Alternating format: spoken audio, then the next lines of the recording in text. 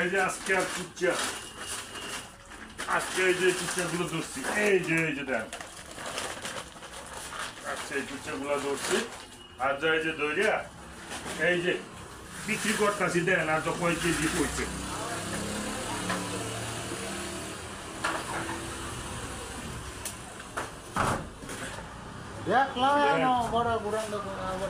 মাপ দিয়ে কয় কেজি হয়? এটা হলো আজকের কুচ্চা।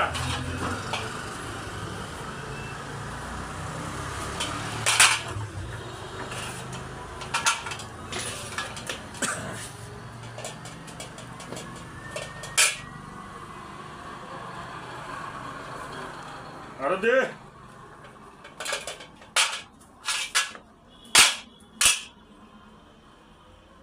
কত নিচে? 300।